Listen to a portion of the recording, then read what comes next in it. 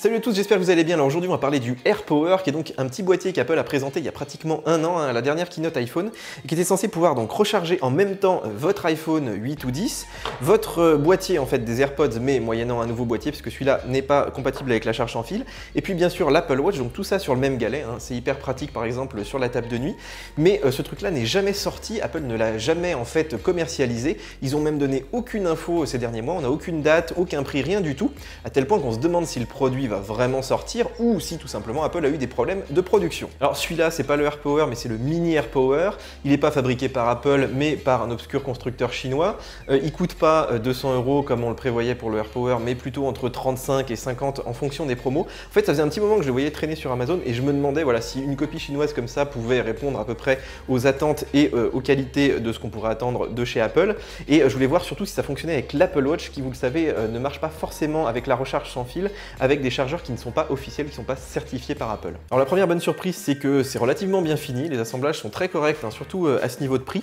et puis on se ferait même avoir, d'autant que le packaging ressemble beaucoup à ce qu'on avait l'habitude de voir donc chez Apple, et moi il y a pas mal de gens autour de moi qui m'ont demandé si c'était vraiment le AirPower. Alors évidemment c'est blanc, évidemment ça va se salir, mais peut-être un petit peu moins que la version d'Apple qui sera sûrement feutrée, alors qu'ici bon il faudra se contenter d'un plastique un peu dur. Alors la bonne surprise, c'est que la charge fonctionne relativement bien avec toutes les Apple Watch, et y compris donc la première version, donc ce qui est plutôt cool.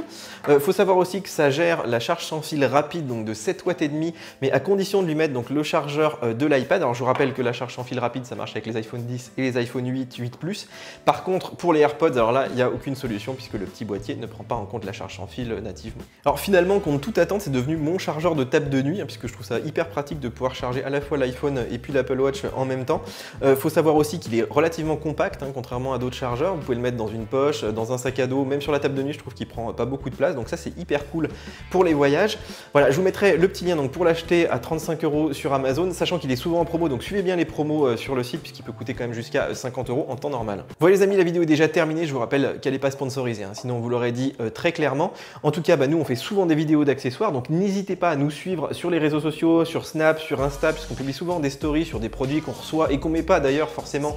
dans les vidéos. En tout cas, si vous avez aimé, les petits likes, c'est très important, abonnez-vous à la chaîne, on est vraiment très nombreux maintenant, ça fait toujours plaisir. Et puis bien sûr, nous on se retrouve sur le site, sur nos applications mobiles, il y a les petits liens sous la vidéo, et bien sûr sur YouTube pour de nouvelles vidéos. Ciao ciao!